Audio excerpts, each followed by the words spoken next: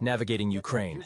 Evade police extortion by seeking refuge in upscale hotels. I loved Ukraine. I just got robbed by the cops. One of the things multiple times, I've told the story on the show before, but one of the main things that all of my Ukrainian friends told me was, if the police talk to you, just ignore them. Pretend you don't speak Russian. And I was like, that doesn't sound, from an American perspective, that sounds like a really bad idea. What do I do? They're like, walk or run away. And I'm like, that's so un-American. Yeah. And then they were like, whatever you do, don't get in the car. And then enough people told me that, and other like older Americans who were there, who were like importing tractors, they were like, just don't get in a police car. And I'm like, okay, why do people keep saying that? And they're like, because they're going to extort you. They can lock you in there and you have to dig out your wallet and pay to get out. And I saw another American guy, I told him, I go, hey, he's like, any advice? I was like, hey, you're new here. I'll tell you what everybody told me.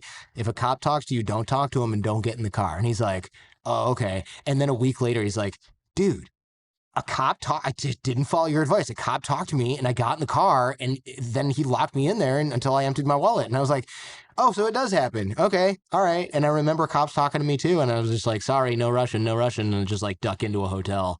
Here's a pro tip. If you're in an authoritarian country, duck into a nice, fancy hotel or business. Doesn't have to be yours. They're always owned. No, it probably wouldn't be yours. Whatever. Duck into any business owned by a really rich person that's nice, because rich people are above the police, and the police are not going to go into the equivalent of the Four Seasons in Odessa, Ukraine, and start screwing around with the people who are staying there, because those people are the clients of the oligarch that owns the property chain, not somebody that you want to mess with if you're a cop who is trying to get the lunch money.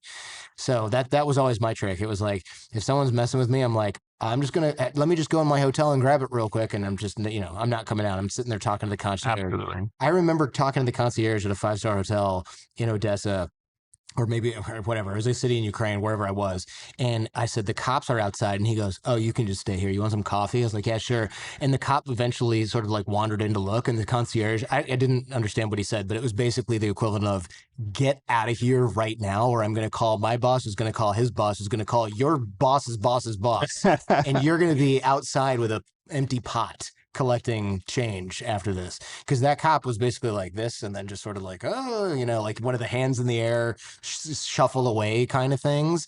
And I remember seeing that cop, because he would always screw around in the cyber cafe. He didn't have internet at home. I remember those. And I remember being like, he was just like, oh, I'm not going to screw with that guy because he's staying at the whatever. And I just remember being like, wow. That's a solid pro tip. Yeah, it's a pro tip.